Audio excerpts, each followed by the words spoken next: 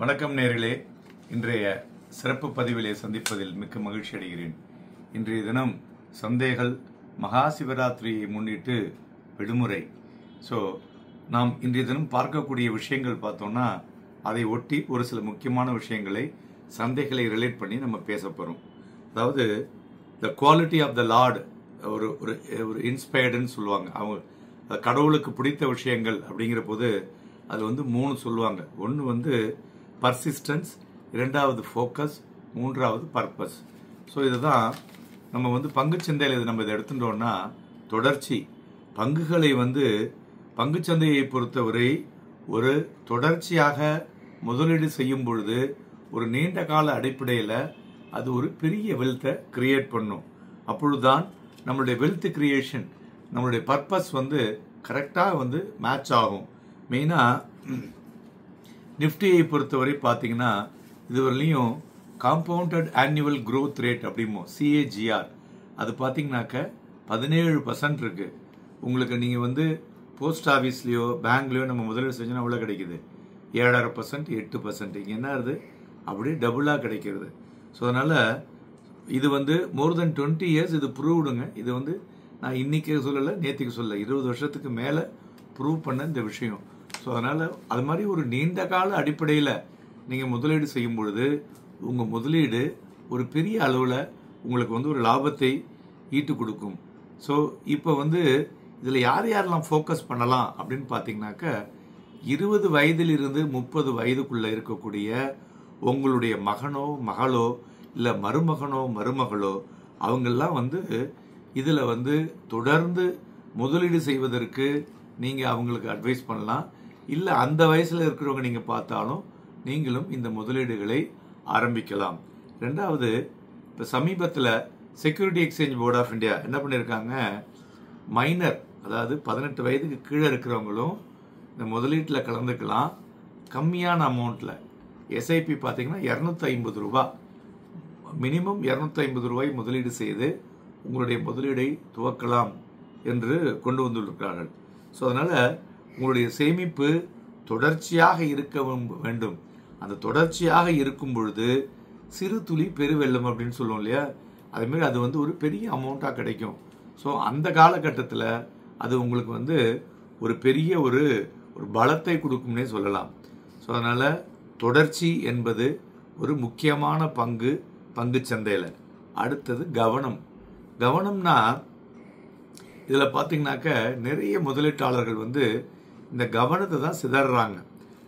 என்னன்னு பார்த்தீங்கன்னாக்க ஜஸ்ட் வாங்கி வச்சிடுறது, அப்படியே மறந்துடுவாங்க.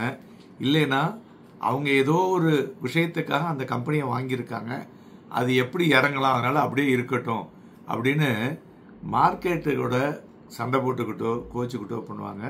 அது சரியில்லை. கவனம் என்பது நீங்கள் தினந்தோறும் அதை பார்த்து எப்படி இருக்குங்கிறது அவசியமே கிடையாது. ஏன்னா உங்களுடைய கோல் எல்லாமே நீண்ட கால அடிப்படை. அதனால் வருடத்திற்கு ஒரு முறை நீங்கள் என்ன பண்ணணும், உங்களுடைய முதலீடு செய்த துறைகளும் முதலீடு செய்த பங்குகளையும் எப்படி இருக்கு என்று பார்க்க வேண்டும். இதை தவிர மியூச்சுவல் ஃபண்டாக இருந்தால் முதலீடு செய்த ஃபண்டு எந்தெந்த ஃபண்டில் போட்டிருக்கோம், அது லார்ஜ் கேப்பா, மல்டி கேப்பா, மிட் கேப்பா, டிபெஞ்சர்ஸ் ஃபண்டா அப்படிங்கிறத பார்க்கணும். அதுமாரி பார்த்துட்டு அது தொடர்ந்து 3 வருடமாக ஏறி இருக்கா, இல்லை நடுவில் வாலட்டைலாக இருக்கா, இல்லை 3 வருஷமாக இறங்கியிருக்கா, இப்படிங்கிற சில விஷயங்களை நீங்கள் அதை எடுத்துக்கணும். இதை தவிர கவனம் எதில் தேவை தெரியுமா? சில பேர் பார்த்தீங்கன்னாக்க நிறைய பேர் எம்ப்ளாய்மெண்ட்டில் இருப்பாங்க. எஸ்பெஷலி பேங்க்கில் இருக்கிறவங்களுக்கு சொல்கிறேன். அவங்க என்ன பண்ணுவாங்க, பேங்க்கில் எல்லாரும் அவங்கவுங்க பேரில் ஒரு ஓடி அக்கௌண்ட்டை க்ரியேட் பண்ணி வச்சுப்பாங்க பேங்க்கில். அது எங்கெங்கெல்லாம் மாறுறாங்களோ அந்த அக்கௌண்ட்டை யூஸ் பண்ணிப்பாங்க. ஒரு காலகட்டத்தில் அதை க்ளோஸ் பண்ணிவிடுவாங்க. அது என்ன ஆகுனா அவங்க பண்ண முதலீடெல்லாம் அப்படியே டிஸ்கனெக்ட் ஆகி தொங்கிட்டு நிற்கும். ரெண்டாவது என்ன பண்ணுவாங்க, இமெயில் ஐடியை மாற்றிடுவாங்க, மொபைல் நம்பரை மாற்றிடுவாங்க. ஸோ அப்போ என்ன ஆகும், அவங்க போட்ட முதலீடு எங்கே இருக்குன்னே அவங்களால கண்டுபிடிக்க முடியாது அவங்களுடைய ரிட்டையர்மெண்ட் ஏஜில். அதனால் தயவு செஞ்சு நீங்கள் வைத்திருக்கக்கூடிய மொபைல் நம்பர், இமெயில் ஐடி எல்லாத்துலேயும் அப்பப்போ சரியாக இருக்கா அப்படின்னு வெரிஃபை பண்ணுங்கள். ரெண்டாவது உங்கள் பேங்க் அக்கௌண்ட்டு இப்போ நிறையா பார்த்தீங்கன்னாக்க பப்ளிக் செக்டார் பேங்க்லாம் மெர்ஜ் ஆகிருக்கு. அதே அக்கௌண்ட் நம்பர் இருக்கலாம், ஆனால் ஐஎஃப்எஸ்சி கோடு மாறி இருக்கு. அப்படி மாறி இருந்தால் புது செக்கை வாங்கி அதை அப்டேட் பண்ணி கிளீனாக வச்சுங்க. அப்போ தான் உங்களுடைய முதலீடில் செய்யக்கூடிய ரிட்டர்னை எடுக்கும் பொழுதும் சரி, ஃபர்தராக ரிட்டர்ன் இன்வெஸ்ட் பண்ணும்போதும் அது சரியான வழியிலே செல்லக்கூடும். நடுவில் தடங்கள் இல்லாமல் செல்லும். எந்த ஒரு காரியமும் தடங்கள் இல்லாமல் இருந்ததுன்னா அது உங்களுக்கு ஒரு நல்ல ரிட்டர்னை கொடுக்கக்கூடும். ஸோ அதனால் ஏன் இதை சொல்கிறோம் அப்படின்னு பார்த்தீங்கன்னா, நம்மளுடைய ஐஇபிஎஃப் இன்வெஸ்டர்ஸ் எஜுகேஷன் ப்ரொடெக்ஷன் ஃபண்டு அதில் பார்த்தீங்கன்னா கிட்டத்தட்ட 45,000-50,000 கோடி ரூபாய்க்கு மேலே மக்களுடைய மொபைல் நம்பர் இல்லை, இமெயில் ஐடி இல்லை, சரியான விலாசம் இல்லை, சரியான பேங்க் டீட்டெயில்ஸ் இல்லை, இது மாதிரி நிறையா இருக்குது. ஸோ இதெல்லாம் எப்படி தேவையில்லாமல் என்ன அவங்க கடைசியில் கவர்மெண்ட்டுக்கு தான் போய் சேரும். ஸோ கஷ்டப்பட்டு உழைச்சி சம்பாதிச்சுட்டு அதை ஒரு சிறிய ஒரு கவனக்குறைவினால இந்த விஷயங்கள் ஆகிறது. அதனால் கவனம் என்பது முக்கியமான ஒன்று. பங்குச்சந்தையிலையும் சரி, உங்களுடைய நார்மல் லைஃப்லேயும் சரி. மூன்றாவது நோக்கம், பர்பஸ். நம்ம எல்லாருமே என்ன பண்ணுறாங்க, பங்குச்சந்தைக்கு உள்ளே வராங்க, வந்துட்டு அதை என்னமோ இப்போ இந்த சினிமாவுக்கு போகிறது, ஏன்னா வேறு ஏதாவது ஒரு வெளியூர் டூர் போகிறாங்கல்ல, அதேமாரி நினச்சிக்கிறாங்க. பங்குச்சந்தை என்பது அப்படி கிடையாது.